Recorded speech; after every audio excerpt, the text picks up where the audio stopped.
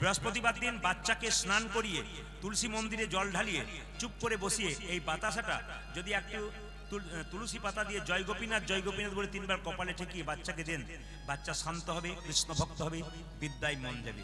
আমি বলি নাই, আপনারা গোপীনাথের জিনিস পড়ুন, যে শ্রীখণ্ডের গোপীনাথ দেখবেন পরিষ্কার করে আছে, কি ব্যাখ্যা করা আছে এইটাই, যে যদি এই শ্রীখণ্ডের বাতাসা কেউ যদি জয় গোপীনাথ, এখানে তো শ্রীখণ্ডই ধরতে হবে আজকে, এখানে শ্রীখণ্ডের গোপীনাথের লীলা হবে, তো আজকে গোপীনাথের এই জায়গাটা গোপীনাথের জায়গা ধরতে হবে। এই প্রসাদটা গোপীনাথের প্রসাদ যদি ভক্তি ভরে নিতে পারেন, আপনার কাল সকালবেলায় স্নান করিয়ে বাচ্চাকে একটা তুলসী পত্র আর একটুখানি বাতাসা জয় গোপীনাথ বলে কপালে ঠেকিয়ে 3 বার দিয়ে মুখে দেবেন। আপনারা বলবেন 1 বছর দেবেন, দেখবেন বাচ্চা একবারে সুস্থ সুন্দর হবে। কেন পরিষ্কার করে দিই, আপনারা লক্ষ্য করুন। 1 বছর দেবেন কেন? বুঝতে পারলাম। হ্যাঁ, আমাদের ছেলেরা যাচ্ছে, কিন্তু আমাদের ছেলেরা যাচ্ছে আজকে, কিন্তু আমি বীরভূমের নয়, আমি কিন্তু আজকে পূর্ব চন্দনেশ্বরে। কেন বলুন তো? এরা আমাকে ভালোবাসা দিয়েছে, আজকে আমি এখানে আছি, এখানে আমরা এখানকার মানুষ, এদেরকে দান দেবেন। শুনে নিন শুধু। আচ্ছা, 1 বছর দিতে হবে মায়েরা। তো বলবেন যে 1 বছর বাতাসা কি করে চলবে? আপনি বৃহস্পতিবার কালকে 1 কেজি বাতাসা কিনে বাড়িতে হরিলুট দিয়ে দেবেন, এই বাতাসাটা নিয়ে গিয়ে মিলিয়ে দেবেন ওতে, ব্যাস আপনি 1 বছর চালাবেন। একটু টুকরো করে দেবেন, আপনার কাজ আছে। আসুন আমরা লীলাটা শুরু করব। বাতাসা আপনারা বাবারা যারা নেবেন তারা পকেটে কোণে নেবেন, আর মায়েরা যারা নেবেন তারা কিন্তু কাপড়ের কোণে নেবেন। যেরকম রাধা রানী কি, শ্যাম সুন্দর কি। আগে লীলাটা শুনুন, তত্ত্বের মাধ্যমে লীলা বসে বলবো, মন দিয়ে শুনবেন। ও মায়েরা, বর্ধমান জেলা শ্রীখণ্ডের 2 ভাই, বড় ভাইয়ের নাম মুকুন্দ সরকার আর ছোট ভাইয়ের নাম নরহরি সরকার। মুকুন্দ সরকার কবিরাজি চিকিৎসা করে, আর ছোট ভাই নরহরি সরকার তার সঙ্গে কম্পাউন্ডারি করে। একদিন ছোট ভাই বড় ভাইকে বলল, দাদা একবার চলো নবদ্বীপ শ্রীবাসঙ্গনে মহাপ্রভুকে দর্শন করে আসি আর মহাপ্রভুর আশীর্বাদ নিয়ে আসি। লীলা শুরু হয়ে গেল, কিন্তু সবাই লক্ষ্য করুন। 2 ভাই, কি নাম বললাম মায়েরা? মুকুন্দ সরকার আর নরহরি সরকার। 2 ভাই মিলে বলল, চলো আমরা যাই কোথায়? মহাপ্রভুর কাছে শ্রীবাসঙ্গনে একটু আশীর্বাদ নিতে। বড় ভাই বলছে, ভাই এত রাস্তা যাবি কি করে? তখন তো ট্রেন বাসে যোগাযোগ ছিল না, হেঁটে হেঁটে যেতে হতো, যাবি কি করে? ছোট ভাই বলছে, সাধুগুরু বৈষ্ণবের মুখে শুনেছি, যদি কেউ কীর্তন করতে করতে রাস্তা দিয়ে চলে যায় তার রাস্তা অনেক খাটো হয়ে যায়। সবাই লক্ষ্য করুন। মুকুন্দ সরকার বড় ভাই, নরহরি সরকার ছোট ভাই, দুজনে মিলে চললো কোথায়? সোজা নবদ্বীপ শ্রীবাসঙ্গনে মহাপ্রভুকে দেখবার জন্য। চলুন আমরা সবাই মিলে যাই। আগে যাচ্ছে মুকুন্দ, পেছনে যাচ্ছে নরহরি, কীর্তন করতে করতে। কৃষ্ণ কেশব কৃষ্ণ কেশব কৃষ্ণ কেশব তাই নাম, রাম রাঘব রাম রাঘব রাম রাঘব রক্ষমাম। হরে কৃষ্ণ কৃষ্ণ কৃষ্ণ হরে হরে, হরে রাম রাম রাম হরে হরে। কৃষ্ণ কেশব কৃষ্ণ কেশব কৃষ্ণ কেশব তাই নাম, রাম রাঘব রাম রাঘব রাম রাঘব। উলধ্বনি। হরে কৃষ্ণ কৃষ্ণ কৃষ্ণ হরে হরে, হরে রাম রাম রাম হরে হরে। হ্যাঁ, এইদিকে একটা কথা বলি, খুব সুন্দর আপনাদের পরিবেশ। একটা কথা বলি, বৃন্দাবনের মহারাজজি বলছিলেন, যে যত সমস্যা জানাচ্ছিল আমার এই হয়েছে ওই হয়েছে, মহারাজজি একটা কথা বলে, নাম করো, যত নাম করবে তত আনন্দ পাবে, সব ভুলে যাবে। তাই নাম করুন, কৃষ্ণ কেশব কৃষ্ণ কেশব কৃষ্ণ কেশব তাই নাম, রাম রাঘব রাম রাঘব রাম রাঘব রক্ষমাম। হরে কৃষ্ণ কৃষ্ণ কৃষ্ণ হরে হরে, হরে রাম রাম রাম হরে হরে। কৃষ্ণ কেশব কৃষ্ণ কেশব কৃষ্ণ কেশব তাহি নাম, রাম রাঘব রাম রাঘব রাম রাঘব রক্ষমাম। হরি বল। হরে কৃষ্ণ কৃষ্ণ কৃষ্ণ হরে হরে, হরে রাম রাম রাম হরে হরে। কৃষ্ণ কেশব কৃষ্ণ কেশব কৃষ্ণ কেশব তাই নাম, রাম রাঘব রাম রাঘব রাম রাঘব রক্ষমাম। কৃষ্ণ হে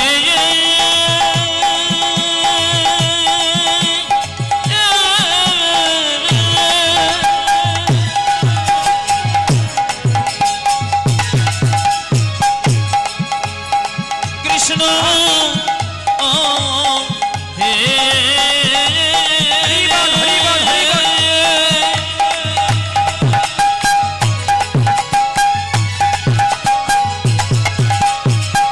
দেখো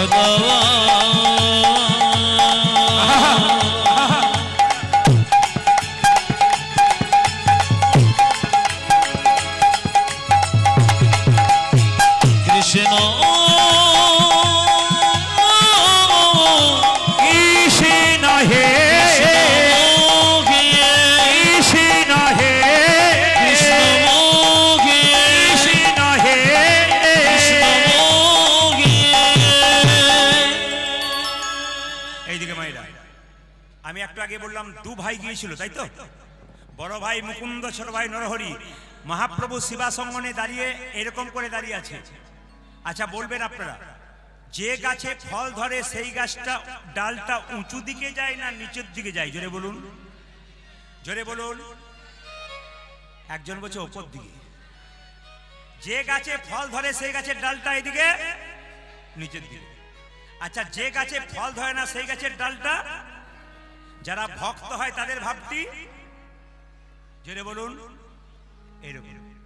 যদি হও নিচু তবে পাবে কিছু। সোনার কলসি যতই দামি হোক একজনের কাছে কিন্তু মাথা নিচু করতে হয়। কার কাছে মায়েরা? একটি গ্লাসের কাছে। আপনি কয়েকশো কোটি টাকার মালিক হন, যদি বৈষ্ণবের চরণে মাথা নত না করতে পারেন আপনার জীবনে কোনো লাভ। শুনবেন শুনবেন শুনবেন। ভক্ত যদি কাই মনে কোনো বাঞ্ছা করে, ভগবানের সাধ্য নাই সেই বাঞ্ছা নাহি পুরে। ওই জন্য আমি সবাইকে বলি, যারা কীর্তন শুনতে এসছেন, মনের যত ব্যথা, যত দুঃখ, যত যাতনা সব গোবিন্দের মন্দিরে বলো। ও মায়েরা, বাড়িতে যদি কেউ কিছু বলেছে, মন খুব খারাপ, পাড়ার 5টা মেয়ে কেউ কথাটা বলবে না, ও আরো 5 জনকে বলে আরো তোমার জ্বালা বাড়িয়ে দেবে। যদি কোনোদিন মনের মধ্যে কোনো যন্ত্রণা থাকে, দুঃখ থাকে, কাউকে না বলে গুরুদেবের চরণে বলো কিংবা গোবিন্দের চরণে বলো। ভগবান বললেন, যদি আমার মন্দিরে এসে কেউ একবার ভক্তি ভরে চোখের জল দিয়ে আমাকে সবকিছু বলতে পারে না, আমি যে তার বাবার মতো তার সমস্যার সমাধান করি। সবাই তাকাবেন এদিকে। যখনই মহাপ্রভু দেখতে পেল যে 2 ভাই এসেছে আমার কৃপা পাবার জন্য, শ্রীবাসকে ডেকে বলল, শ্রীবাস এক কাজ করো, ভক্ত যদি আমাকে দেখতে এসছে, আমি যদি দেখা না দিই তাহলে আমি ভগবান কি করে হলাম? ওরা তো অন্তর থেকে আমাকে চেয়েছে। এইদিকে এইদিকে এইদিকে মায়েরা, যশোমতী কৃষ্ণকে দৈবকী কৃষ্ণকে জন্ম দিয়েছিল, আর যশোমতী কৃষ্ণকে লালন পালন করেছিল। ঠিক না ভুল? জোরে বলুন। ঠিক। কিন্তু যশোমতী বা দৈবকী কেউ কৃষ্ণ কোলে নিয়ে মরতে পারে নাই। একজন কৃষ্ণ কোলে নিয়ে মরেছিল। কে বলুন তো? জোরে বলুন কে? পুতনা। পুতনা, দেখুন, পুতনা স্তনে বিষ মিশিয়ে ভগবানকে খাইয়ে মারতে চেষ্টা করেছিল। আশ্চর্যের ব্যাপার, দেবকী কৃষ্ণকে জন্ম দিল, যশোমতী কৃষ্ণকে লালন পালন করলো, কিন্তু কৃষ্ণ কোলে নিয়ে মরল একমাত্র পুতনা। কেন বলুন তো? এই দিয়ে তাকান। পুতনার খালি চিন্তাই ছিল কি? কৃষ্ণকে ধরবো, কৃষ্ণকে মারবো, কৃষ্ণকে ধরবো, কৃষ্ণকে মারবো, কৃষ্ণকে ধরবো, কৃষ্ণকে মারবো। ভগবান বললেন, পুতনা তুমি যা চাইছো তাই হবে। সবাই তাকাবেন। যখনই পুতনা কৃষ্ণকে কোলে নিয়েছে, সঙ্গে সঙ্গে পুতনা যখন কৃষ্ণের দিকে তাকিয়ে দিয়েছে, সঙ্গে সঙ্গে কৃষ্ণ চোখটা মুজে দিয়েছে। অনেকে বলছেন কৃষ্ণ ভয় খেয়ে গেছে। তাই কখনো হয়? জগতের মালিক কখনো ভয় খায়? চোখটা মুজে চিন্তা করছে কি, ওগো পুতনা, তুমি তো মা হয়ে আমার কাছে এসেছো, স্তন তো মুখে দিতে এসেছো আমার, স্তনের মধ্যে তুমি বিষ মেশাও আর অমৃত মেশাও, তুমি তো মা হিসাবে এসেছো, আমি তোমাকে কোথায় জায়গা দেবো, স্বর্গে না নরকে? এই কথা চোখ মুজে ভাবছিল। এই জন্য বারবার বলবো মায়েরা, ভক্ত যদি যেভাবে ভগবানের কাছে যায়, ভগবান তার মনের ইচ্ছা পূর্ণ করে। সঙ্গে সঙ্গে মহাপ্রভু শিবাসকে বললেন, শিবাস 2 ভাই আমাকে দেখতে এসেছে, সুরধনী তীর দিয়ে কীর্তন করতে করতে যায়, ওরা 2 জন আমাকে দেখুক। মহাপ্রভু শিবাসকে নিয়ে, ভক্তকে নিয়ে সুরধনী তীর দিয়ে কীর্তন করতে করতে যাচ্ছে, আর 2 ভাই মিলে মহাপ্রভুকে দর্শন করছে। সুরধনী তীরে, সুরধনী তীরে তেরা মহাবিলাস বিলাস সমবয় বালক সঙ্গে, আজ সুরধনী তীরে তীর মহাবিলাস সমবয় বালক সঙ্গে, সুরধনী তীরে তীর মহাবিলাস সমবয় বালক সঙ্গে, সুরধনীর তীরে তীর মহাবিলাস সমবয় বালক সঙ্গে, করে করতালি ধ্বনি হরি ধ্বনি, আমার করে কর তামলি ধ্বনিত হরি ধ্বনে, করে করতালি ধ্বনি করে করতালি ধ্বনি তো হরি মায়েরা, হরি। এই যে তাকান, যার যেমন ভাব তার তেমন লাভ। ছোট ভাই আর বড় ভাই মহাপ্রভুকে দেখছে কে? মুকুন্দা নরহরি। নরহরি বলছে, দাদা কি আমি দেখতে পাচ্ছি? কি দেখছো? ওই তো আমার গোরা নাচে, ওই তো আমার গোরা নাচে, ওই তো আমার গোরা। দেখো দেখো ওই তো আমার গোরা নাচে। দণ্ড বাহু তুলে, ওই তো আমার গোরা ওই নাচে। দেখো হেমি দণ্ড বাহু তুলে, ওই তো আমার গোরা নাচে। আমি দণ্ড বাহু তুলে, ওই তো আমার গোরা নাচে। পূজা দেখে আমি দণ্ড বাহু তুলে, ওই তো আমার গোরা নাচে। একই কথার মধ্যে পেঁয়াজ আছে। ছোট ভাই বলছে আমি দেখছি গোরা নাচে, বড় ভাই বলছে না না তুই দেখছিস গোরা নাচে, আমি দেখছি আরেকজন নাচে, ওই তো গোরাই নাচে। ওই তো গোরাই নাচে। ভাইরা, একজন বলছে ওই তো গোরা নাচে, বড় ভাই বলছে না না তুই যা বলছিস আমি মানবো না, ওই তো গোরাই নাচে, গোরাই নাচে, ওই তো গোরাই নাচে। দেখো দেখো ওই তো গোদাই নাচে। ওই তো গোরাই নাচে। ওই তো গোরাই নাচে। ছোট ভাই বলছে কোথায় দেখলে রাই নাচছে? বলছে অন্তরে যার শ্যাম নাচে, বাইরে গোড়ায়। আজ অন্তরে যার শ্যামে নাচে, বাইরে গোরাই নাচে। অন্তরে যার শ্যাম নাচে, বাইরে গোড়ায়। পূজাই অন্তরে যা শ্যাম নাচে, বাইরে গোদাই নাচে। সরধরে তীরে তীর মহাবীর সাই, সমবয় বালক সঙ্গে এ সরধনে ধীরে ধীরে মহাবীর সই, সমময় মানব সঙ্গে। ধীরে ধীরে ধীরে মহাবীর রসে সমময় মানব সঙ্গে। কি হিন্দু হোক কি মুসলিম হোক কি খ্রিস্টান হোক কি জৈন হোক, আল্লাহকে ভজন করি। মুসলিম যারা আল্লাহকে ভজন করেন, হিন্দু যারা ভগবানকে ভজন করেন, কিছু মনে করবেন না। খ্রিস্টান জৈন যারা যীশু খ্রিস্টকে ভজন করেন, আমি একটা কথা বলবো, তিনি কিন্তু এক, ঈশ্বর এক। আমরা বিভিন্নভাবে দেখি। আমি প্রদীপ পাল কীর্তন গান গাইছি, আমার বাবা বললেন ওটা আমার ছেলে, আমার কাকা বললেন ওটা আমার ভাইপো, আমার মামা বললেন ওটা আমার ভাগ্নে, আবার আমার মেয়ে বললো ওটা আমার বাবা। আমি কিন্তু একজনই, খালি বিভিন্ন জন বিভিন্ন নামে আমাকে ডাকছে মাত্র, কিন্তু আমি একজন। ঈশ্বর এক, তাকে যেভাবে ডাকতে পারে যে যেমন ভালোবাসতে হবে। এই জন্য আমি আপনাদের বলতে চাই আমি খুব খুশি আমার কীর্তন জগতে এসে, কারণ আমি দেখেছি অনেক জায়গাতে, প্রচুর জায়গাতে আমি মুর্শিদাবাদে গান করি, তো অনেক বয়স্ক মুসলিম বাবারা যারা আছেন তারা চেয়ারে বসে গান শোনেন, এবং এমন এমন জায়গা আছে মুসলিমরা বলেন হিন্দু কমিটিকে, আপনারা প্রদীপ বাবুকে নিয়ে আসুন, আমরা কিছু দান করব, টাকা দেবো, তবু ওনাকে নিয়ে আসুন। কেন? এমনভাবে এত মুসলিম ভক্ত আমার আছে যে চিন্তা করার বাইরে। প্রত্যেক এমন এমন ভক্ত আছে যারা সপ্তাহে সপ্তাহে ফোন করে বলে, বাবা তুমি আমায় ফোন ধরো না কেন, মানে রেগে যায় আর কি। ভালোবাসাটা কোন জায়গায় গেছে? তার মানে কি, এমন কথা বলতে হবে যেন সম্প্রীতি বজায় থাকে, এমন কথা বলতে হবে না যেন সম্প্রীতি নষ্ট না হয়, যেন ভালোবাসার সম্পর্কটা থাকে। ভাই, রক্ত আমাদের সব এক, আমরা সবাই মানুষ। ভালোবাসার ব্যবহার যে করতে পারবে ঈশ্বর তাকে ক্ষমা করবে, আর যে ঝগড়া করবে বিবাদ করবে ঈশ্বর তাকে কোনোদিন ক্ষমা করবে না। ওই জন্য ভালোবাসা তৈরি করুন, প্রেম তৈরি করুন। কে কখন চলে যাবেন কেউ জানে না। ট্রেন আসবার সময় সিগন্যাল দেয়, কিন্তু মৃত্যু আসবার সময় সিগন্যাল দেয় না। একটা ওষুধের প্যাকেটে এক্সপায়ারি ডেট লেখা থাকে, কখন পর্যন্ত চলবে। আমাদের দেহে কোনো এক্সপায়ারি ডেট লেখা নাই, কখন কে চলে যাবে কেউ যাবে না। রাত্রিবেলায় শোবেন, সকালবেলায় চোখ খুলবেন তো সকাল হবে, আর চোখ যদি না খুলেন তাহলে আপনার জীবনে পরকাল হবে। ওই জন্য বারবার বলবো, কতদিনের জন্য বাঁচতে এসছেন, কে কখন চলে যাবেন কেউ জানে না, অন্তত ভালো ব্যবহারটুকু করে যান। এটা কিন্তু আমি সবসময় বারবার চাইবো, নেতাই গৌর হরি বলে এটাই চাইবো। আমার সব চাইতে কি জানেন, আমার সব চাইতে আমার বারবার এটা কিন্তু আমার দাগ রয়ে গেল।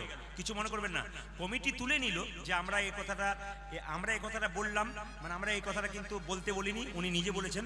কিন্তু কিছু মনে করবেন না, প্যারেক যদি কাঠের মধ্যে ঢুকে যায়, প্যারেকটা তুলে নিয়ে যায়, কিন্তু প্যারেকের দাগ কিন্তু থাকবে। ওই জন্য প্যারেকের দাগ কিন্তু রয়ে গেল। কিন্তু একটা ঈশ্বরের কাছে প্রার্থনা করে গেলাম, ওনার জন্য খারাপ প্রার্থনা করলাম না, ভালোই প্রার্থনা করলাম, শুভবুদ্ধি হোক। আর দেখবেন যারা অন্যায় করে তারা একা আসে না, 3-4 জনকে সঙ্গে নিয়ে আসে। একজন বলছে আর 4 জনকে নিয়ে এসছে। দেখবেন যদি আমি না পারি কেউ আক্রমণ করে, ওই জন্য 4 জনকে নিয়ে এসছে। এখন দেখবেন একটাও এখানে নেই, সব দেখবেন পাশে পাশে পালিয়ে গেছে। মানে আপনাদের ভাঙবা একটাও নেই, দেখবেন না ওদের মধ্যে একটাও দেখাতে পারবেন না, সবগুলো পালিয়ে গেছে, একটাও থাকবে না। সবাই মিলে মায়েরা সবাই লক্ষ্য করুন, যেই না মুকুন্দ সরকার নরহরি সরকার দাঁড়িয়ে আছে, মহাপ্রভুর সঙ্গে সঙ্গে মহাপ্রভুর সঙ্গে সঙ্গে এসেছে, এসে বলছে এ তোমাদের মধ্যে বড় ভাইকে আমি, কি নাম? আমার নাম মুকুন্দ সরকার। এই ছোট ভাইকে আমি গো, আমার নাম নরহরি সরকার। শ্রীবাস ঠাকুর এসে বলল, মহাপ্রভু বলেছে যে ছোট ভাই সে সারা জীবন প্রভুর সঙ্গে কীর্তন করবে আর থাকবে, আর যে বড় ভাই তাকে বলল তুমি 100 জন্ম কৃপা পাবে না। এখানে দু ভাই মিলে কীর্তন শুনতে এলেন, এক ভাই কৃপা পেলেন, এক ভাই পেলেন না। যে পেল তার তো আনন্দ হবে, যে পাবে না তার কত কষ্ট হবে। সঙ্গে সঙ্গে বলছে তোমাদের মধ্যে বড় ভাইকে আমি তো টেনে টেনে নিয়ে এলাম, আমার নাম মুকুন্দ সরকার, তোমার জন্য বলেছে তুমি 100 জন্ম কৃপা পাবে না। আর বড় ভাই নাচতে শুরু করেছে, জয় গৌর জয় গৌর। শ্রীবাস মনে মনে ভাবলো লোকটার মাথা খারাপ হয়ে গেছে বোধহয়। আমাকে যদি এই কথা বলতো মহাপ্রভু যে 100 জন্ম কৃপা পাবে না, আমি তো 20কে আত্মহত্যা করতাম। সঙ্গে সঙ্গে মুকুন্দ বলছে, শোনো শোনো শ্রীবাস, প্রভু যদি বলতো আমি কোন জন্মে সঙ্গ পাবো না, তাহলে না হয় আমি 20 খেয়ে আত্মহত্যা করে দিত। প্রভু বলেছে 100 জন্ম সঙ্গ পাবো না, 100 জন্ম না হয় গৌর গৌর বলি কেঁদে বেড়াবো। যখনই 100 জন্ম পেরিয়ে যাবে, 101 জন্মে প্রভুর সঙ্গ পাবো। 101 জন্মে প্রভু সঙ্গ পাবো, 1 জন্মে প্রভুর সঙ্গ পাবো। 101 জন্মে প্রভু। হরি বল হরি বল।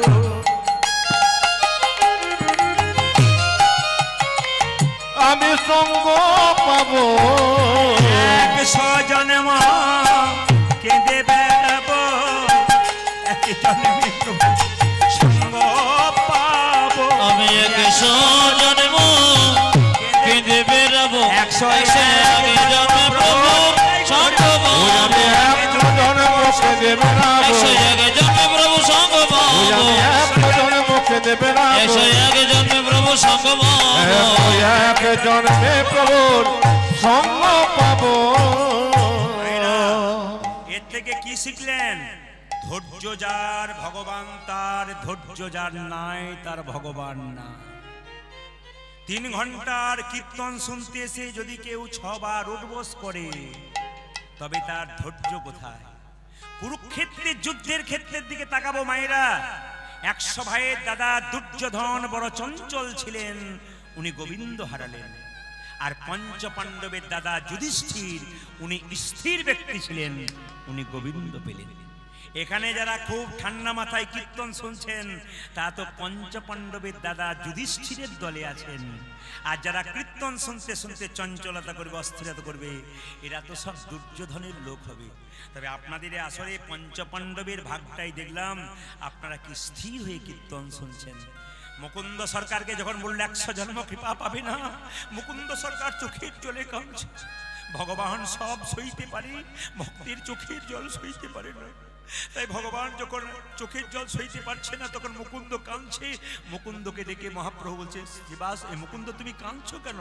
প্রভু আমার ভাইকে তুমি সঙ্গে রাখলে, নাম করাবে, তোমার সঙ্গে সঙ্গে থাকবে, আমি কি অপরাধ করলাম প্রভু? তুমি আমাকে 100 জন্ম কৃপা করবে না? ভগবান কি সুন্দর বোঝালেন দেখুন। ওগো মুকুন্দ, এই সংসারে যারা বড় ভাই হয় তাদের সবচাইতে দায়িত্ব বেশি হয়। এ কার কথা? এ মায়েরা, এ সংসারে যারা বড় ভাই আর বড় বউ হয়, এখানে যারা আছেন মন দিয়ে শুনবেন। মহাপ্রভু বলেন এই সংসারে যারা বড় বউ আর বড় ভাই হয়, সংসারে তাদের দায়িত্ব সবচাইতে বেশি থাকে। কেন? একটা বনের মধ্যে বড় বড় গাছ যেমন ছোট ছোট গাছগুলোকে ঝড়ঝঞ্ঝা থেকে রক্ষা করে, একটা সংসারের বড় ভাই তার ছোট ভাইটিকে ঝড়ঝঞ্ঝা থেকে রক্ষা করে। শোনো মুকুন্দ, তোমার ভাই আমার সঙ্গে রইল, আর তুমি শ্রীখণ্ডে ফিরে যাও, একটা গোপীনাথের মন্দির তৈরি করো, জীবের দ্বারে নাম দাও, আর গরিবের চিকিৎসা করো। ওগো মুকুন্দ, আমি মহাপ্রভু হয়ে তোমার মাথায় হাত দিয়ে আশীর্বাদ করলাম, তুমি কাল থেকে বাড়ি গিয়ে যাকেই চিকিৎসা করবে তারই রোগ ভালো হয়ে যাবে। এখানে কি শিক্ষা পেলেন দেখে নেবেন আপনারা, খুব মন দিয়ে শুনবেন। কয়েকদিন আগে ঝাড়খণ্ডে কীর্তন করছিলাম, হঠাৎ দেখতে পেলাম কীর্তন চলতে চলতে একজন ব্যক্তি দৌড়ে এসে মাঝে বসে গেল। আর যেই না বসে গেল হাত পা মুছছে এরকম করে বসে চুপচাপ বসে আছে ঠান্ডার দিনে, একবার চাদরটাকে নিয়ে বসে গেল, হাতগুলো মোছামুছি করছে, 3-4 জন ওখান থেকে দাঁড়িয়ে আছে, এইদিকে এইদিকে ডাকছে কিন্তু যাচ্ছে না। আমরা তাহলে কোনো অপরাধ করে কীর্তনের মাঝে ঢুকে গেছে। কিন্তু কিছুক্ষণ পরে কীর্তন যখন শেষ হয়ে গেল তখন দেখলাম গলায় মালা, কীর্তন শুনছেন। ওনাকে জিজ্ঞেস করলাম ওরা এখনো দাঁড়িয়ে আছে কি, কোনো খারাপ কিছু হয়েছে নাকি? বলছে না না, আমি একজন মোটরসাইকেল মেকানিক্যাল, তো আমি ওদেরকে বললাম কীর্তন শুনলে আমি থাকতে পারি না, আমার হাত নাকি ভালো, ওরা বলে কেউ অন্য কোথাও যাবে না, খালি আমার কাছে আসবে। তো বললাম বাবা কীর্তনটা একটু শুনে আসি, তারপর তোমাদের কাজটা করে দেবো, কিন্তু আমাকে কীর্তন অন্তত 1 ঘন্টাও শুনতে দাও, আমি কীর্তন শুনতে যাব। তো দেখুন এর থেকে প্রমাণ কি, আপনি হরিকথা কৃষ্ণ কথা শুনবেন, আপনার সব দিক দিয়ে উন্নতি হবে। আপনি বুঝতেই পারবেন না যে কাজ আপনারা করছেন সফল হবেন যদি হরির কৃপা থাকে, যদি গৌর গোবিন্দের কৃপা থাকে। মুকুন্দ সরকার মায়েরা মুকুন্দকে বলছে মুকুন্দ তুমি দেরি করো না, তুমি তুমি বাড়ি ফিরে যাও, একটা গোপীনাথের মন্দির তৈরি করো, জীবের দ্বারে হরিনাম দাও। ফিরে যাও ফিরে যাও শিখণ্ডে ফিরে যাও, ফিরে যাও ফিরে যাও শিখণ্ডে ফিরে যাও, ফিরে যাও ফিরে যাও শিখণ্ডে ফিরে যাও, আজ ফিরে যাও ফিরে যাও শিখণ্ডে ফিরে যাও। ফিরে যাও যাও যাও ফিরে যাও, ফিরে যাও।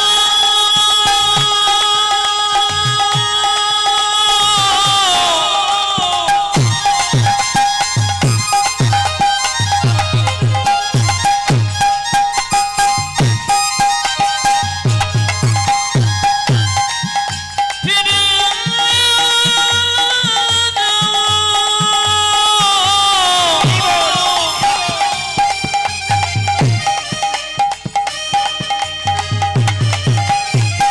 ওই যে মুকুন্দ তুমি শিখণ্ডে ফিরে যাও যাও যাও,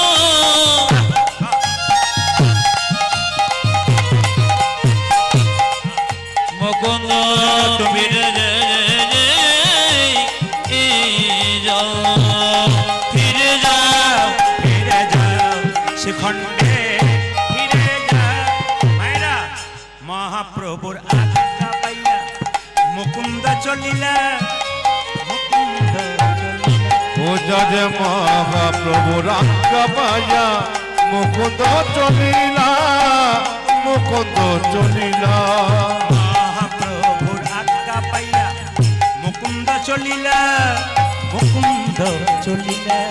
আমার মহাপ্রভুর আজ্ঞা পায়া মুকুন্দ চলিল, মুকুন্দ চলিল। আবার শিখণ্ড গ্রামেতে আমি শিখণ্ড গ্রামেতে যাচ্ছি, শিখণ্ড গ্রামেতে আজ শিখণ্ড গ্রামেতে যাচ্ছি, উপনীত হইলা, উপনীত হইলা। আমি শিখণ্ড গ্রামেতে যাচ্ছি, উপনীত হইয়া উপনীত হইয়া। বল হরি বল, বল বল হরি বল, বল বল হরি বল, বল হরি বল। গোপীনাথ জিউ কি, জয় গোপীনাথ জিউ কি, জয় গোপীনাথ জিউ কি। জয়। মুকুন্দ সরকার বাড়ি এলেন, একটা গোপীনাথের মন্দির তৈরি করলেন। আপনারা যারা কীর্তন শুনতে এসছেন তাদেরকে বলবো বেডরুম করবেন, ডাইনিং রুম করবেন, বাথরুম করবেন, সব কুকিং রুম করবেন, কিন্তু একটা রুম করবেন যেখানে ভগবান থাকবে, সবার কাছে নিবেদন। এবং ভগবান মন্দিরটা যেখানে করবেন মা, যেটা যেন ঈশান কোণ হয়। ভগবানের মন্দির কিন্তু সবসময় মাথায় রাখবেন, বাড়ি যখন নতুন করবেন যেন ঈশান কোণ হয়। একটা কথা আমি প্রায়ই বলি, আপনারা ইউটিউবে শুনেছেন, জ্যোতিষশাস্ত্র বলছে ঈশান কোণে বাথরুম পায়খানা করবেন না। ঈশান কোণে যদি কেউ বাথরুম পায়খানা করে তার শুভ কাজ কোনোদিন হয় না, হতে হতে কাজগুলো ভেঙে যায়। আপনার 100% দেখে নেবেন আপনি। সেই জন্য বারবার বলবো ঈশান কোণে কিন্তু কোনোদিন আপনারা বাথরুম করবেন না। রান্নাঘর যদি করতে হয় তাহলে অগ্নি কোণে করবেন। রাত্রিবেলায় যখন শোবেন তখন দুদিকে মাথা করে শুতে হয়, একটা পূর্ব দিকে অথবা আপনার দক্ষিণ দিকে। উত্তর দিকে শুতে নেই, কেন বলুন তো? মানুষ মারা গেলে উত্তর দিকে মাথা করে শোয়ায়। আর কেন দক্ষিণ দিকে মাথা করে শোয়ানো হয়? মানে দক্ষিণ দিকটা হচ্ছে জমের দোয়া। শুধু তাই নয়, আমাদের আত্মীয় স্বজন যারা মারা গেছে সবাই কিন্তু দক্ষিণ দিকে আছে। এখন দক্ষিণ দিকে পা করে শুলে আমাদের আত্মীয় স্বজনকে অপমান করা হয়। এই জন্য দক্ষিণ দিকে মাথা করে শুতে হয়। আর পূর্ব দিকে মাথা করে শুলে কি হয় বাবা, না শুভ চিন্তার উদয় হয়। আর পশ্চিম দিকে যদি কেউ মাথা করে শোয় তার মধ্যে টেনশন, চিন্তা ভাবনা চলে আসে। এই জন্য সব কিছু একটা নিয়ম আছে, যদি সংসারে করতে পারেন ভালো আছে। যেদিন বাড়ি ফিরে এলো সেদিন শিবরাত্রির দিন, মায়েরা সেদিন শিবরাত্রি, দেখে কিছু মনে করবেন না। 18ই ফাল্গুন নয়, ফাল্গুন মাসের 2 তারিখে শিবরাত্রি আসছে কিন্তু, জোরে বলুন হ্যাঁ না না। আচ্ছা, শিবরাত্রি ব্রত কে কে পালন করেন, জোরে বলুন কে কে পালন করেন? শিবরাত্রি ব্রত পালন করেন আর বাকি সব করেন না মায়েরা? আচ্ছা বাবারা, সবাইকে বলে রাখি, আমাদের মধ্যে একটা ধারণা আছে যে শিবরাত্রি পালন কিন্তু শুধুমাত্র মায়েরা করবে, বাবারা করবে তা নয়, সবাইকে করতে হবে। কেন? 12 জন বৈষ্ণবের মধ্যে প্রধান বৈষ্ণব হচ্ছে বাবা ভোলানাথ। একটু প্রমাণ দেখে নিন, তাহলে বুঝতে পারবেন শিবরাত্রি ব্রত করলে কি হয়। বলছে বারাণসীতে একটা ব্যাধ ছিল, এইদিকে বারাণসীতে একটা ব্যাধ ছিল, সেই ব্যাধ প্রত্যেকদিন পশু শিকার করত। একদিন শিবরাত্রির দিনেই ও বুঝতে পারে না পশু শিকার করতে গেছে, হঠাৎ রাত্রি হয়ে গেছে, জঙ্গলের মধ্যে পশু পাখি প্রচুর বড় বড় পশু আছে, তারা আক্রমণ করতে পারে, সন্দেহ হয়ে গেছে। একটা বেল গাছের নিচে কিন্তু, বেল গাছের উপরে লোকটি শুয়ে পড়েছে।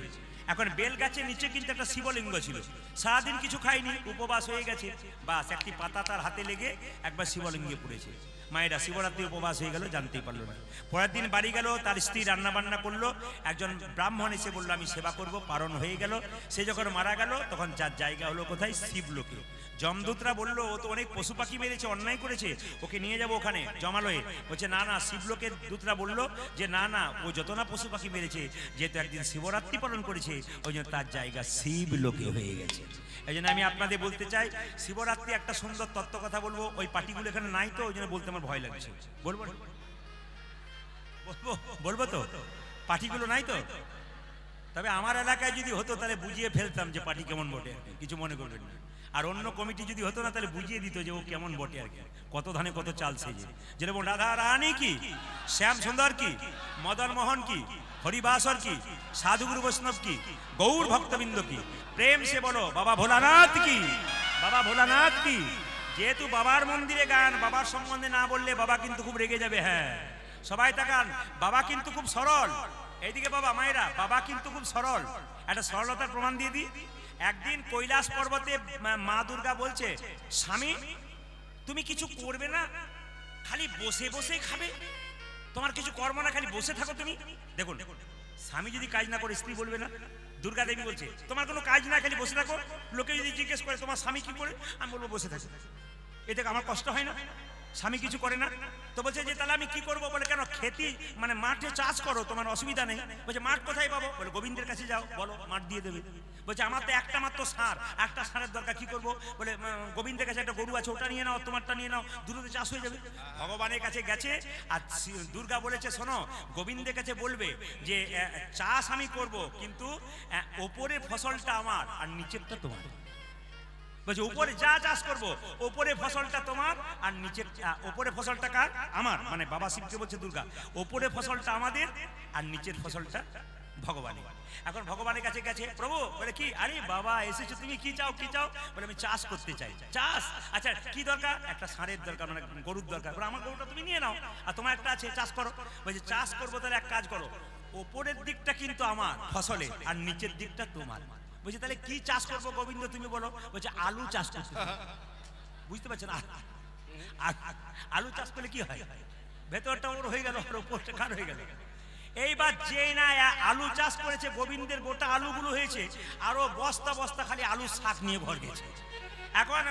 এখন সঙ্গে সঙ্গে দুর্গা খুব রেগে গেছে, আর রেগে গিয়ে বলছে এই তোমার ব্যাপার। বলছে তুমি তো বলেছিলে যে ওপরেরটা আমার আর নিচেরটা তোমার, আমি তাই বলে দিয়েছি, ও আলু পেয়ে গেছে, আমি শাক পেয়ে গেছি।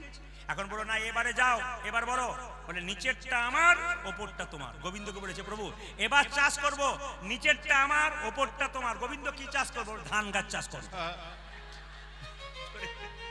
রাধা রানী কি, শ্যাম সুন্দর কি, মদন মোহন কি, হরিবাসর কি, বাবা ভোলা কি, সবাই লক্ষ্য করুন যে যেখানে বসে আছেন।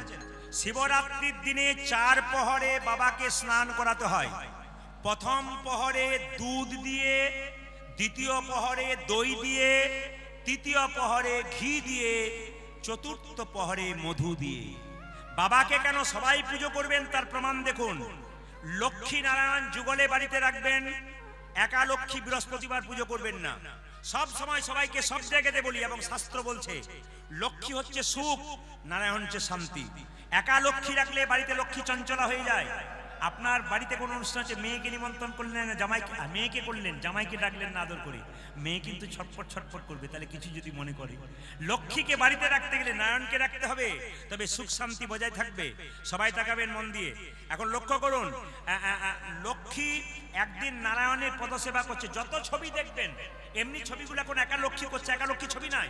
সব জায়গাতে প্রকৃতপক্ষে ছবি হচ্ছে লক্ষ্মী নারায়ণ।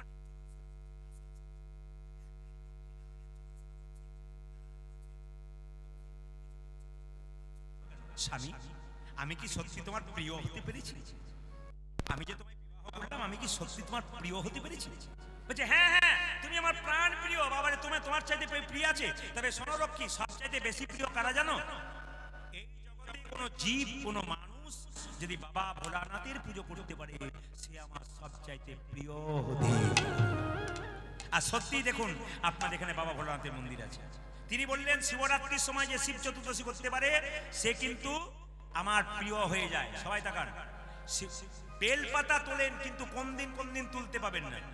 যেদিন সোমবার দিন বাবার বিয়ে, সেই দিন পারবেন না। 2, চতুর্থীর দিনে পারবেন না বেলপাতা তুলতে। 3, অষ্টমীর দিনে তুলতে পারবেন না, নবমীর দিনে তুলতে পারবেন না, শিব চতুর্দশী দিনে তুলতে পারবেন না, সংক্রান্তির দিনে তুলতে পারবেন না। আরেকবার বলে দিই, চতুর্থীর দিন, অষ্টমীর দিন, নবমীর দিন, চতুর্দশীর দিন, সোমবার দিন, সংক্রান্তির দিন, এই দিনগুলো কিন্তু আপনারা কেউ তুলতে পাবেন না কি বেলপাতা। তবে বলবেন কি করব? আগের দিন তুলে রাখবেন, পরের দিন আপনারা বাবা ভোলাকে দেবেন। দ্বিতীয়, যেই না বলেছে শিবের পুজো করলে সে আমার সবচেয়ে প্রিয়, লক্ষ্মী দেবী বৈকুণ্ঠে একটা সুন্দর সোনার শিবলিঙ্গ তৈরি করে পুজো আরম্ভ করবে। তখন বাবা ভোলা তখন স্বামীকে বলল, স্বামী তাহলে পুজো যে করব, মন্ত্র কোথায়? মায়েরা বাবারা সবাই শিখে নিন শিব পূজার মন্ত্র কি। যে 5 অক্ষরের মন্ত্র দিলেন কানে কানে নারায়ণ, কি বলল? শুধু বলবে নমঃ শিবায়, নমঃ শিবায়, নমঃ শিবায়। এই 5 অক্ষরের মন্ত্র বললেই বাসার কিছু না। বলছে শিবের সবচেয়ে প্রিয় জিনিস কি? আপনারা বলবেন আকন্দ ফুল, না। আপনারা বলবেন বেলপাতা, না। শিবের সবচাইতে প্রিয় যেটা গোপনে কেউ জানে না, শাস্ত্র বলছে, নারায়ণ লক্ষ্মীকে বলছে শিবের সবচাইতে প্রিয় ফুল কি জানো? প্রিয় ফুল হলো পদ্ম ফুল। প্রত্যেক দিন লক্ষ্মী দেবী তুমি 100টা পদ্ম ফুল বাবা ভোলাকে দাও, আর বাবা ভোলা যদি সন্তুষ্ট হয়, তুমি আবার আমার তার চাইতে আরো প্রিয় হয়ে যাবে। প্রতিদিন লক্ষ্মী দেবী সকালবেলায় সরোবর থেকে 100টা করে পদ্ম ফুল তোলে, শিবলিঙ্গে পুজো করে। 1 বছর পেরিয়ে গেল মা, সবাই তাকান। 1 বছর পর বসে বসে যখন ধ্যান করছে শিবলিঙ্গের, চোখটা মুজে বাবা শিব নিজ মূর্তি ধারণ করে 100টা ফুলের মধ্যে 2টো ফুল তাড়াতাড়ি সরিয়ে নিল। এখন জানতে পারলো না মা লক্ষ্মী যে 2টো ফুল সরিয়ে নিয়েছে বাবা ভোলানাথ। হঠাৎ তখন চিন্তা করলেন, তাহলে পুজো করতে করতে উঠতে নেই। খুব মাথায় শিক্ষা দেখুন, লক্ষ্মী মনে মনে ভাবছে, আমি তো জানি শাস্ত্র বলেছে, প্রভু বলেছেন যে পুজো করতে করতে উঠতে নেই। যার অভাব কিছু থাকার না থাক, পুজো করতে করতে কিন্তু উঠতে নেই। তাহলে এক কাজ করি, 100টা ফুল দিতে হবে, তো 98টা আমি দিলাম, আর 2টো তো কই, তাহলে কি হলো বাবু? আমি বুঝতে পারছি না। বিষ্ণু একদিন বলেছিলেন, লক্ষ্মী দেবী তোমার এই বক্ষ যুগল হলো পদ্ম ফুলের মতো। তাহলে স্বয়ং বিষ্ণু যদি বলেন আমার বক্ষ যুগল পদ্ম ফুলের মতো, তাহলে 98টা পদ্ম দিয়েছি, আর এই 2টো বক্ষ পদ্ম আমি শিবকে দেবো।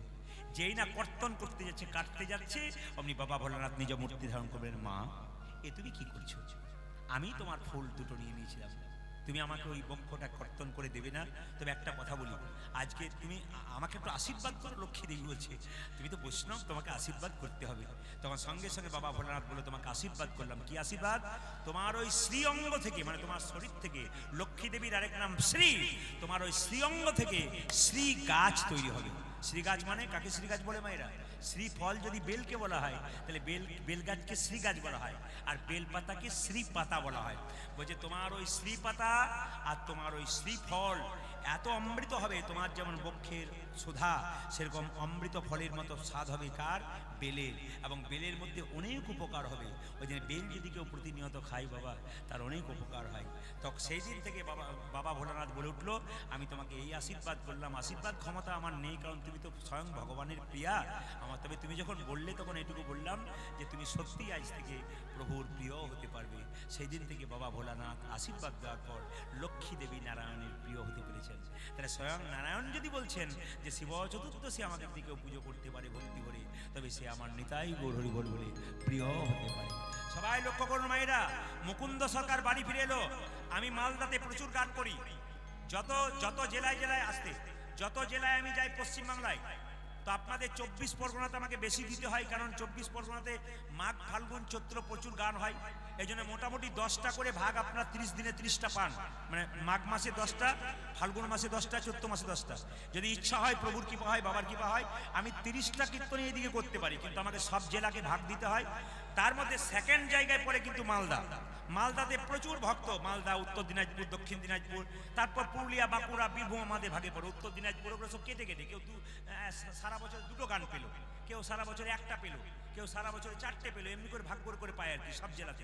আপনারা বেশি পান দক্ষিণ 24 পরগনাতে, উত্তর 24 পরগনার মানুষ বেশি পায়, এবং মালদাতে পায়। মালদার একজন মুসলমান রাজা ছিল, তার নাম কি? নবাব হুসেন শাহ। তার একবার পেটের যন্ত্রণা হলো, সে বলল কে আমার পেটের যন্ত্রণা ভালো করতে পারে? একজন বলল, নবাব তোমার পেটের যন্ত্রণা ভালো হবে, তুমি শ্রীখণ্ডে যদি তুমি মুকুন্দ সরকারের কাছে যেতে পারো, বড় কবিরাজ। তবে হ্যাঁ, সে কিন্তু বড় লোকের চিকিৎসা করবে না, তুমি তো নবাব, তোমাকে ফকির সেজে যেতে হবে, দেখবে তোমার রোগ ভালো হয়ে যাবে। এত বড় বাংলার নবাব হুসেন ফকির সেজে যাচ্ছে, বলে আমি তো হুসেন সাহেব বললে হবে না, আমাকে ফকির সাজতে হবে। তাই ফকির সেজে যাচ্ছে কোথায়? শ্রীখণ্ডে। যেতে যেতে শ্রীখণ্ডে ঢুকেই বললো, ভাই এখানে মুকুন্দ সরকারের বাড়ি কোনটা? বলছে ওই যে দেখতে পাচ্ছ মন্দিরটা, ওইটা। আরে গিয়ে দেখবে প্রচুর লোক দাঁড়িয়ে আছে চিকিৎসা করার জন্য। একজন বললো, না না, গিয়ে দেখবে লাইন দিয়ে লোক তো দাঁড়িয়ে আছে, কিন্তু সকালবেলায় মুকুন্দ সরকার গোপীনাথের পুজো করছে আর কীর্তন করছে, ওইটাই মুকুন্দ সরকার। এত বড় বাংলার নবাব হুসেন শাহ, হুসেন ফকির সেজে এসে বললো, বাবা আমাকে একটু জায়গা করে দাও তো। এই বলে যেই না সবার সামনে গিয়ে দাঁড়িয়েছে, তখন দেখছে সকাল ভোরবেলায় উঠে মুকুন্দ সরকার গোপীনাথের চরণে ফুল পুষ্প দিচ্ছে, তারপর চিকিৎসা আরম্ভ করবে। আমি একটা কথা শুধু আপনাদের বলতে চাই, আমি আজ থেকে 10 বছর আগে চেন্নাই একটা চিকিৎসার জন্য আমার গিয়েছিলাম। তো যে ডাক্তারবাবুকে আমি দেখাচ্ছিলাম, তিনি সকালবেলায় ঘুম থেকে উঠে স্নান করে অপারেশন করেন প্রচুর, তো উঠে কি করছেন না ভগবানের চরণে পুজো দিচ্ছেন, এবং যে টেবিলে বসে আছেন সেই টেবিলে একটা কৃষ্ণ গোপাল রয়েছে, আর সেখানে কতগুলো ফুল পুষ্প রয়েছে। আমি জিজ্ঞেস করলাম, আপনি আমেরিকা লন্ডন ফেরত ডাক্তার, আপনি পুজো করেন? বলে উনিই তো সব, আমি শুধু উপলক্ষ মাত্র, উনি যা করাবেন আমি তাই করি। এর থেকে কি শিক্ষা? লন্ডন ফেরত আমেরিকা ফেরত ডাক্তাররা ভগবানের ভজন করে তারপর কাজ করে, আর আমরা সামান্য মানুষে সংসার শুরু করবার আগে একবার গোবিন্দের চরণ ভজনা করতে পারবো না? মুকুন্দ গাইছে আর নবাব শুনছে। মুকুন্দ বলছে, গোপীনাথ আমি তো তোমাকে সোনার মন্দির তৈরি করে দিতে পারবো না, তবে মন মন্দিরে তোমাকে রাখবো। আমার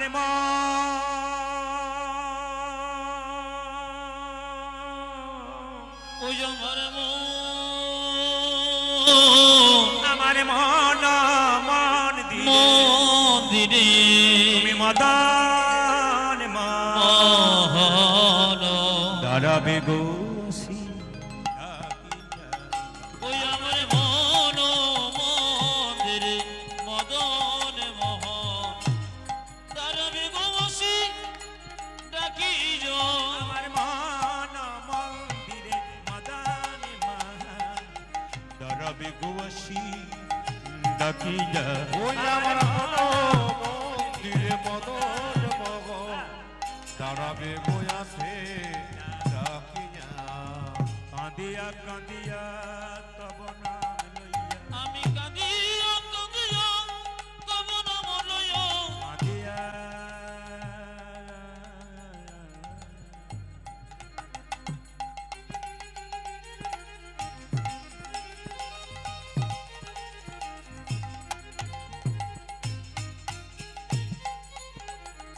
হে প্রাণ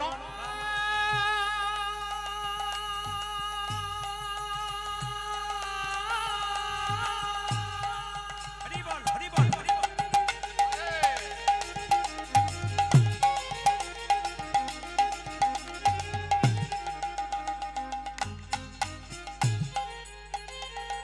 হে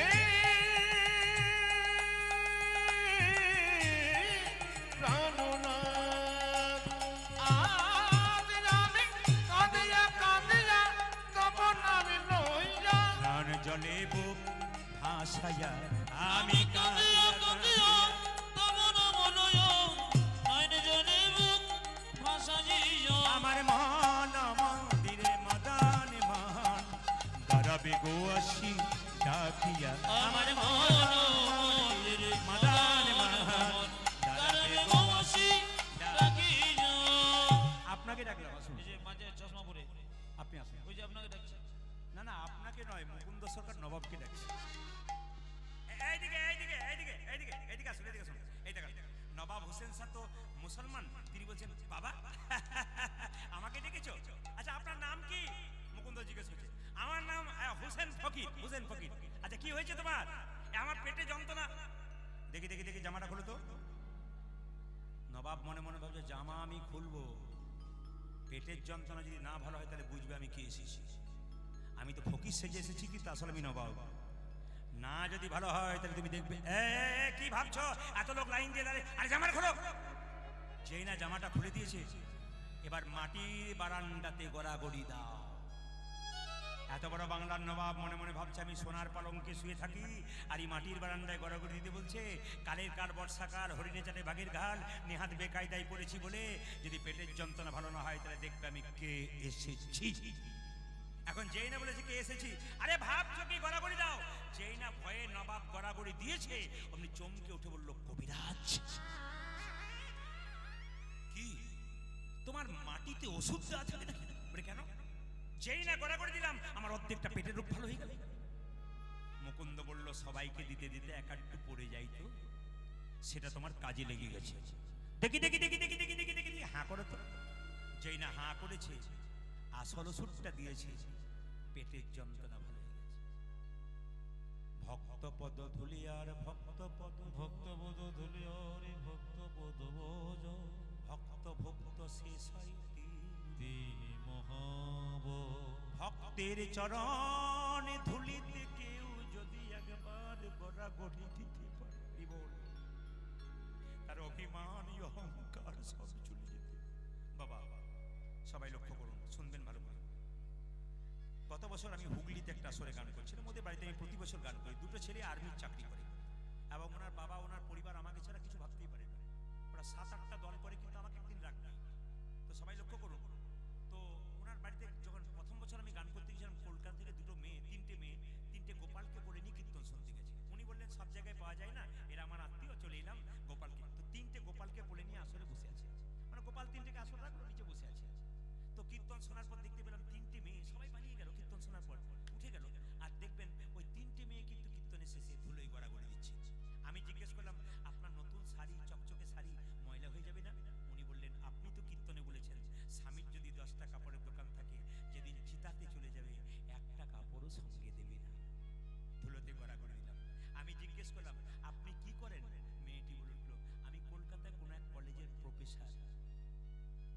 আপনি বাচ্চাকে বলে নিয়ে কীর্তন শুনছেন? বলে আমি তো গোপাল সেবা করি, আমার স্বামী শিক্ষক, আমি প্রফেসর, আমরা দুজনে প্রসাদ ভোজি মানুষ, আমরা কিন্তু উল্টো পাল্টা খাই না, গোবিন্দকে দিয়ে তারপর খাই। আমি তখন ওনাকে বললাম আপনি যদি আমার চেয়ে ছোট না হতেন আপনাকে একটা আমি প্রণাম করতাম। আরেকজন মেয়ে বললেন আমি দাঁতের ডাক্তার, আমার স্বামীও দাঁতের ডাক্তার, আমি কীর্তন শুনতে খুব ভালোবাসি, চলে এলাম। আরেকজন মেয়ে খুব কম বয়স, 18 বছর বয়স, বললাম তুমি কি করো? বলছে আমি বিউটি পার্লারে কাজ করি। Beauty parlour? বলছে হ্যাঁ হ্যাঁ। আমি বললাম শোনো আমিও তো বিউটি পার্লারে কাজ করি। উনি বলছেন প্রদীপ বাবু আপনি বিউটি পার্লারে কাজ করেন? হ্যাঁ। তো বলে কখন করেন? তাহলে কি কীর্তনে ফাঁকে ফাঁকে? বললাম না না, কীর্তন করতে করতে বিউটি পার্লারে কাজ করি। ও বলছে আমি বুঝতে পারলাম না। বললাম শোনো, বলে কি তুমি যেমন বিউটি পার্লারে কাজ করে মেয়েদের বাইরেটা ভালো করার চেষ্টা করো, আমি হরিনাম নামক বিউটি পার্লারে কাজ করে ভক্তের ভেতরটাকে ভালো করার চেষ্টা করি। এখানে এলে আপনাদের বিউটি মায়েরা বাইরের বিউটি ভালো হোক না হোক, ভেতরটা কিন্তু খুব সুন্দর হয় যদি গোপীনাথের ভজন করতে পারে। মুকুন্দ সরকার যেই না ওষুধটা দিয়েছে, নবাবের রোগ ভালো হয়ে গেছে। নবাব চিৎকার করে বলল মুকুন্দ, মুকুন্দ কে আপনি?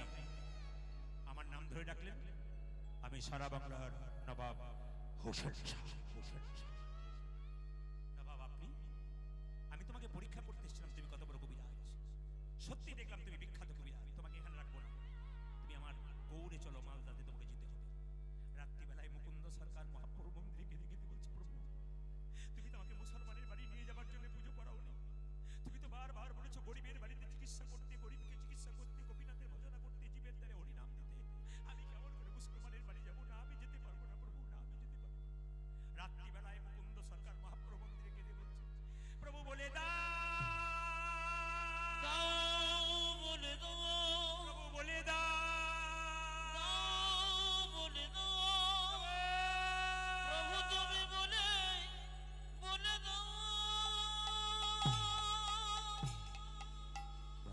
চোখের জল ভগবান সইতে পারে না মা।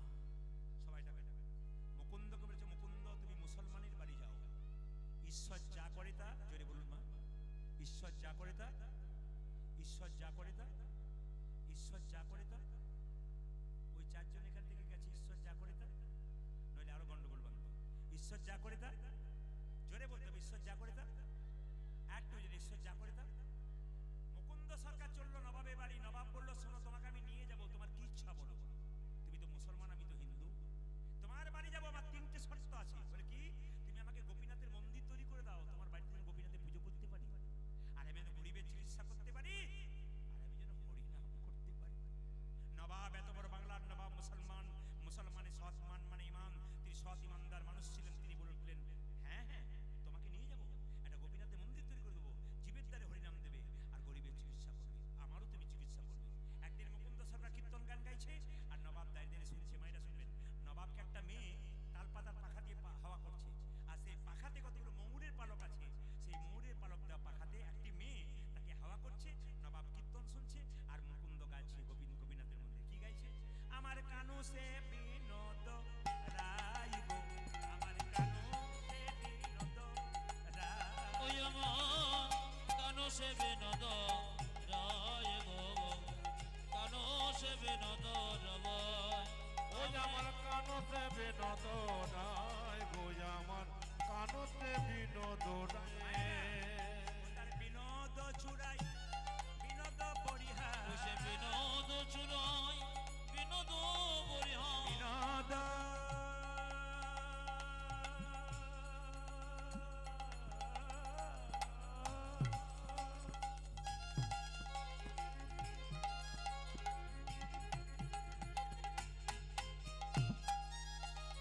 ও সে বিনোদ চুরাই বিনোদ বরিহার। বরিহা বরিহা বিনোদ উড়েছে তাই গো, আমার বিনোদ জুড়েছে তোমায়, আমার কানো সে বিনোদ রায় গো, কানো সে বিনোদ রায়। ওই আমার কানতে বিনোদ রায়, আমার কানতে বিনোদ রায়। এইদিকে শুনবেন, গোপীনাথের পূর্বের কথা গাইছে। ও তারে বিনোদ ললাটে বিনোদ তিলক, বিনোদ বিনোদ সাজে গো, বিনোদ ললাটে বিনোদ তিলক, বিনোদ বিনোদ সাজে গো। বিনোদ ললাটে বিনোদ তিলক, বিনোদ বিনোদ সাজে গো। ওটায় বিনোদ ললাটে বিনোদ তিলক, বিনোদ বিনোদ সাজে গো। বিনোদ ধরে বিনোদ মুরলী, বিনোদয় ধরে বিনোদ মুররে, বিনোদয় ধরে বিনোদ মুরলী, বিনোদয় ধরে বিনোদ মণ্ডলী। বিনোদ বিনোদ বাজে গো, আমার বিনোদ বিনোদ বাজে, আমার কানো সে বিনোদ রায় গো, কানো সে বিনোদ ওই রায়। আমার কানতে বিনোদ রায় গো, আমার কানতে বিনোদ রায়। এই পদাবলীর মধ্যে কি শিক্ষা আছে দেখুন। পুজো পাঠ করুন, দান করুন, যজ্ঞ করুন, একটা জিনিস না করলে গোটা পুজোটা ব্যর্থ। ব্রহ্ম বৈবর্ত পুরাণ, বইটার নাম বলে দিলাম, ব্রহ্ম বৈবর্ত পুরাণ। পরিষ্কার করে বলছে পুজো করবেন তিলক করতে হবে, যাগযজ্ঞ করবেন বাড়িতে তিলক করতে হবে, কাউকে দান করবেন, একদিন দান করছেন কাউকে বস্ত্র দান, টাকা দান, আপনাকে তিলক করতে হবে। এই দিয়ে তাকাবেন মায়েরা। তাহলে প্রশ্ন করবেন, এই যে প্রদীপবাবু যে তিলক করেছে, ওই তিলক করলে লোকে ঠাট্টা করবে, সত্যি তাই। হিন্দুদের সবচেয়ে লজ্জার ব্যাপার কি বলুন তো, আপনি যদি তিলক করেন, পাশের বাড়ি মেয়েটা তিলক না করে, আপনার পেছনে লেগে যাবে যাতে আপনি তিলক না করতে পারেন, না কি বলছি? এটি আমাদের সবচেয়ে স্বভাব খারাপ। সবাই তাকাবেন এদিকে। আমার পাশের বাড়িতে একটা মেয়ে আছে, তার 25 বছর বয়স, সে সংস্কার শিখেছে কোথা থেকে? তার বাবার বাড়ি থেকে। তার স্বামী তাকে বাধা দেয় না, তার শ্বশুর তাকে বাধা দেয় না। কি বলে? আমরা করতে পারি না, তুমি করো মা, কোনো অসুবিধা নেই। তো মেয়েটি তিলক নেই, মালা নেই, বাচ্চাটাকে নিরামিষ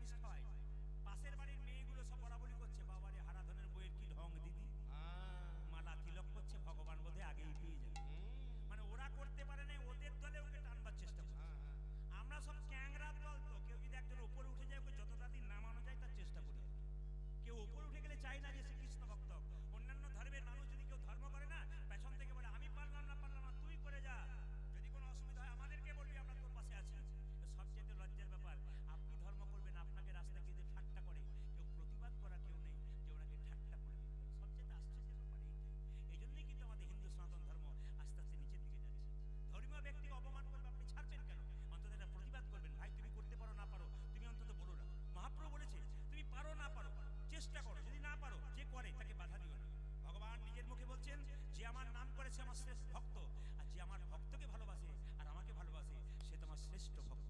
ওই শুধু ভগবানকে ভালোবাসতে হবে না, ভগবানের ভক্তকে ভালোবাসতে হবে। এই দিকে তাকাবেন মায়েরা, সবাই লক্ষ্য করুন। তিলকের কথা যখন বললাম, তিলক কিন্তু 5টা আঙুলে নেওয়া যায়। এই আঙুলে, এই আঙুলে, এই আঙুলে, এই আঙুলে, এই আঙুলে তাকান। এই আঙুলটার নাম কি? বৃদ্ধাঙ্গুষ্ঠী। যিনি প্রকৃত ব্রাহ্মণ হবে, যখন পুজো পাঠের আসরে থাকবেন, ওনাকে জিজ্ঞেস করবেন, বাবা একটু সিঁদুর দিয়ে দাও তো, ভগবানের সিঁদুর। যদি তিনি প্রকৃত হন, শাস্ত্র পড়ে থাকেন, দেখবেন তিনি সিঁদুরটা এই আঙুলে দিচ্ছেন, এখানে মিলিয়ে সবসময় এই আঙুলে। আপনি একটা ফোঁটা নিচ্ছেন, তিলক করছেন কপালে, হঠাৎ করে আপনাকে কেউ বললো একটা ফোঁটা দাও তো, আপনি কিন্তু এই আঙুলে দেবেন, অন্য আঙুলে দেবেন, এই আঙুলে দেওয়ার নিয়ম। প্রত্যেকটা শাস্ত্রের নিয়ম আছে, নিয়ম মেনে করতে পারেন, ভালো আছে। এই আঙুলে কাকে দেবেন? আপনার বাড়িতে কেউ মারা গেছে, মৃত্যুর সময় তার কপালে একটা তিলক দিতে হয়।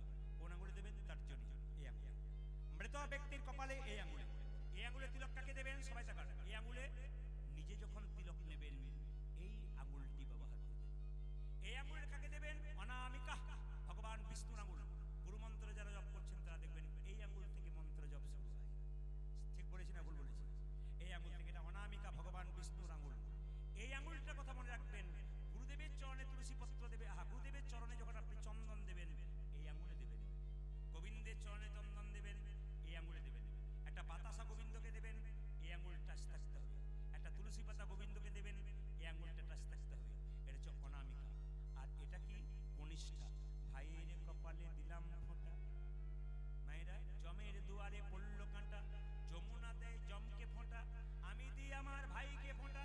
যমুনার ফোঁটা পেয়ে জম হলো চিরজীবী, আমার ফোঁটা পেয়ে আমার ভাই হবে দীর্ঘ। পারেন না আপনারা? হ্যাঁ হ্যাঁ, এইবার প্রশ্ন করবেন, তাহলে সব পুজো পাঠে তিলক করবো, তিলক যদি না থাকে সহজ উপায় বলে দিই। শাস্ত্র এত সহজ করেছে, আমরা ব্যবহার করি না। মায়েরা শুনে নিন, বাবারা শুনে নিন। স্নান করার পর গোবিন্দের চরণ চরণ ভজন করবে, একটু পুজো করবেন, তখন কি করবেন? হাতে জল নিয়ে এই আঙুলে করে জল তিলক করে নেবেন, যেন তিলক হয় সেরকম এরকম করে জল তিলক করে নেবেন। কেউ জানতেই পারবে না, কিন্তু আপনার তিলক হয়ে গেল।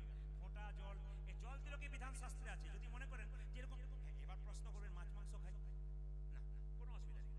আপনি স্নান করে পবিত্র ভরে তুলসী গাছে জল দিয়ে আপনি নিজে কিন্তু, কিংবা তুলসী গাছের নিচে যে মাটিটা আছে ওটাও কিন্তু ফোঁটা করে নিতে পারবেন, তা তো তিলক হয়ে গেল। কিংবা জল তিলক করলেন, কোনো অসুবিধা নেই। যা করছেন করছেন, যা খাচ্ছেন খাচ্ছেন, তিলকটা করবেন। আর একটা কথা আপনাদের বলে যায়, মালা পরার ব্যাপারে অনেকে কিন্তু কৌতূহল আছে। দেখবেন মালার ব্যাপারে আমি যখন বলতে যাই, তখন অনেকে বলে মালা তো পরবো দাদা, ইচ্ছা তো খুব হয়, কিন্তু আমি যে মাছ মাংস খাই, আমার পাপ হবে না? আমি তাকে বলতে চাই, মাছ মাংস খেয়ে মাছ মাংস খেয়ে মালা পরলে পাপ হয়। কেন? মালা, মাছ মাংস না খেয়ে যদি মালা পরে তার পাপ হয় না? মাছ মাংস না খেয়ে যদি মালা পরবেন আপনারা, কিন্তু মাছ মাংস খাবেন, আর যদি মালা না পরেন নিয়ে মাছ মাংস খান, তাহলে কি আপনার পাপ হয় না? সবই তো পাপ হয়। বরং মালাটা রোগের ওষুধ, পেলে কিছু কাজ হলেও হতে পারে। আগে লাইনে দাঁড়ান, ডাক কিন্তু আপনি পাবেন। পদকর্তা বলছে, দেখো দেখো, ও তার বিনোদ গলায় বিনোদ মালা, বিনোদ বিনোদ তোলে গো, ও তার বিনোদ গলায় বিনোদ মালা, বিনোদ বিনোদ তোলে গো, বিনোদ গলায় বিনোদ মালা, বিনোদ বিনোদ তোলে গো, বিনোদ গলায় বিনোদ মালা, বিনোদ বিনোদ দোলে গো। গোবিন্দ বিনোদ দেখতে সুন্দর, আবার যে মালাটা গেঁথেছে সেই মেয়েটাও সুন্দর। কোন বিনোদিনী বিনোদ গাথুন, কোন বিনোদিনী বিনোদ গাথিও, কোন বিনোদিনী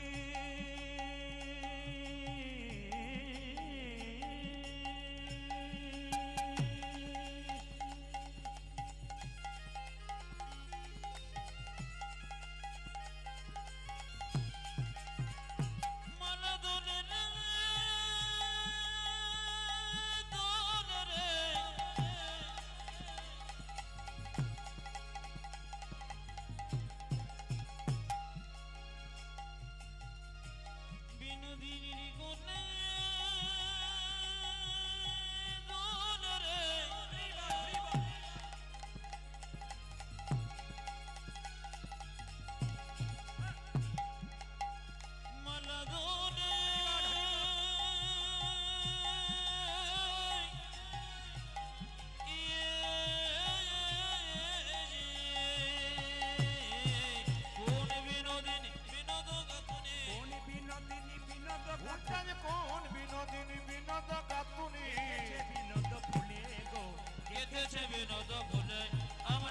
সে বিনোদ রায় গো কেন সে বিনোদ রায় ও দাদা কানো সে বিনোদ রায় কানো সে বিনোদ রায় যারা তুলসীর মালা পরেন নাই তারা পড়বেন, যারা পড়েছেন তারা তো পড়ে থাকবেনই। মাছ মাংস খেলেও পড়বেন, না খেলেও পড়বেন।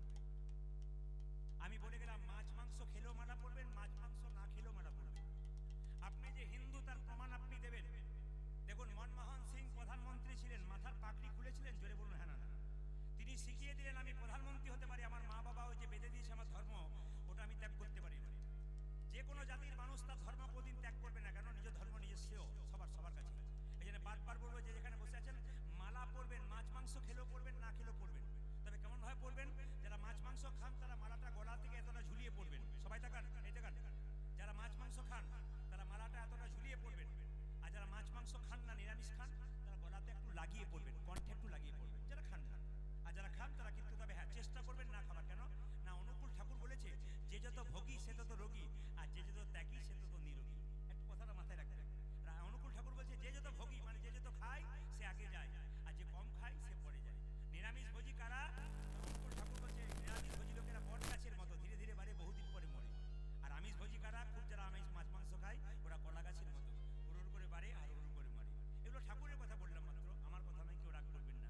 চেষ্টা করবেন চেক করার, আপনার লাভ আছে। তবে বলে রাখি এই যে হাতটা দেখতে পাচ্ছেন না, ভাগবত পড়ুন, গীতা পড়ুন, দেখতে পাবেন এই যে ডায়েট করছেন আপনারা ইউটিউবে দেখে বা ডাক্তারের কাছে গিয়ে, ভাগবত কি বলছে দেখুন, তাকান। এই পেটটাকে যদি 4 ভাগ করা যায় মা, 2 ভাগ খাবেন, 1 ভাগ জল খাবেন, 1 ভাগ ফাঁকা রাখবেন, একবার সুস্থ থাকবেন। বলে যার পেট সুস্থ তার 90% শরীর সুস্থ। এই জন্য বলছে শাস্ত্র বলছে যে এই যে আপনার হাতটা রয়েছে না, যার যেমন হাতের আকার এতটা পর্যন্ত খাবার নেবেন, এতটা পর্যন্ত খাবার যদি কেউ একবার খেতে পারে তাহলে তার পেট সুস্থ থাকে, ভালো থাকে। যদি গলা পর্যন্ত খান তাহলে নিতাই গড়বড়ি করবে। যতটুকু জায়গা ততটুকু খেতে হয়, একটু ফাঁকা রেখে খেতে হয়, শরীর ভালো থাকে। আর যদি ফাঁকা না রেখে খাবেন তাহলে আপনার শরীর কিন্তু গন্ডগোল করবে। ওই জন্য কৃষ্ণ ভক্ত যারা হয় তারা দেখবেন কোনোদিন নষ্ট করে না। দেখে নেবেন আপনারা, কৃষ্ণ ভক্তের কাছে প্রসাদ পেতে বসবেন, উনি দেখবেন প্রসাদ এমনভাবে নেবেন, পরে পারলে নেবেন, নইলে এতটা নিয়ে নষ্ট করবেন না, প্রসাদ নষ্ট করতে নেই। আর আমি বারবার প্রত্যেকটা আসরে বলি ভক্তের পাশে বসে কীর্তন শুনবেন। যিনি প্যান্ট শার্ট পরেছেন তিনি ভক্ত হন নন তা নয়, বাইরেটা দেখবেন না, ওনার ভেতরটা দেখুন, কৃষ্ণ প্রেমে ভক্তিতে আপ্লুত হয়ে আছে। ওই জন্য আমি দেখেছি মুর্শিদাবাদ এলাকাতে নিচে গান হয়, এরকম স্টেজ হয় না, একবার মাঝখানে হয়, প্রচুর ভক্ত, 10,000 মানুষ চারদিকে ঘিরে বসে, আর মাঝখানে গান হয়। তো দেখতে পাই প্যান্ট শার্ট পরে বাবুর মতো আন্ডার শুটিং করে একবারে বসে থাকে 2-4টা ছেলে সামনে। তা আমি মাঝে মাঝে বিরক্ত হয়ে যাই, এরা সব কি বোঝে, সামনে বসে গেছে। কিন্তু বাসা থেকে এমন প্রশ্ন করে না, মাথাটা খারাপ করে দেয়। তখন বুঝলাম ও ভেতরে দেখ কৃষ্ণ প্রেম প্রচুর আছে, শুধু সাজের দিকে তাকালে হবে না মা, ভেতরটাকে জানতে হবে। যেমন একজনকে দেখলাম দাদাকে বা ভাইকে আইলেন, উনি এসে চুপচাপ বসলেন, তার মানে কৃষ্ণ ভক্ত মানুষ, কৃষ্ণ নাম শুনতে ভালোবাসেন, ভেতরে প্রেম বন্যা আছে ওই ছেলেদের, সেই জায়গায় ভক্তি কীর্তন শুনতে পাচ্ছেন। এটা হচ্ছে নিবেদন। কেন বলুন তো? এটাই শিখাতে হয় না, পূর্বজন্মের স্বীকৃতি। পূর্বজন্মে কৃষ্ণ নাম শুনেছিল, পূর্বজন্মে ভক্ত ছিল, আজকে ভক্তিটাকে ছাড়তে পারছে না, তাই নিতাই গৌর হরি বল বলে হরিবাসরে বসতে পেরেছে। সবার কাছে নিবেদন রইল মায়েরা, সবাই লক্ষ্য করুন। এই জন্য পদকর্তা বলছে দেখো দেখো ও তারে বিনোদ কটিতে বিনোদ ধতি, বিনোদ সাজে গো, বিনোদ কোটিতে বিনোদ ঘটি, বিনোদ সাজে গো, বিনোদ কটিতে বিনোদ ধতি, বিনোদ সাজে গো, বিনোদ কোটিতে বিনোদ ধতি, বিনোদ সাজে গো, ওরে বিনোদ ধরে বিনোদ হা, বিনোদ চরণে বিনোদ নুপুর, বিনোদ চরণে বিনোদ নব, বিনোদ চরণে বিনোদ নপুর, বিনোদ বাজে গো, আজ বিনোদ বাজে, আমার কানো সে বিনোদ রায় গো, আমার কানো সে বিনোদ রায়। ও যে কানো সে বিনোদ রায়, কানো সে বিনোদ রায়। মায়েরা এই গানটি গাইতে গাইতে হঠাৎ নবাব কিন্তু পেছন থেকে বলল মুকুন্দ। আচ্ছা কেমন কীর্তন শুনছেন এখনই ধরা পড়ে যাবে, আপনার কেমন কীর্তন শুনছেন এখন ধরা পড়ে যাবে। মুকুন্দ যখন কীর্তন গান গাইছিল, নবাব তখন দাঁড়িয়েছিল, একটা মেয়ে পাখা করছিল। বলুন তো তাল পাতার পাখা না প্লাস্টিকের পাখা? জোরে বলুন। আপনারা তো পারবেন, আপনারা বলুন কিসের পাখা? তাল পাতা। ওতে ময়ূরের পালক ছিল না কাকের পালক ছিল? জোরে বলুন। ময়ূরের পালক। যেই না বলেছে মুকুন্দ, অমনি মুকুন্দ ময়ূরের পালকের দিকে তাকিয়ে অজ্ঞান হয়ে গেছে। আর যেই না অজ্ঞান হয়ে গেছে, নবাব বলল কে আছিস, জল নিয়ে আয়, জল নিয়ে আয়, জল নিয়ে আয়।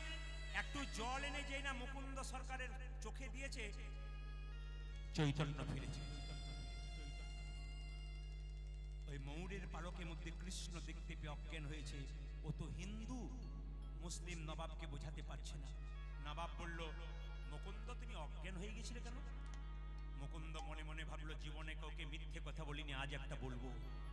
নবাব, আমি সারা বাংলার চিকিৎসা করি, সবার রোগ ভালো হয়।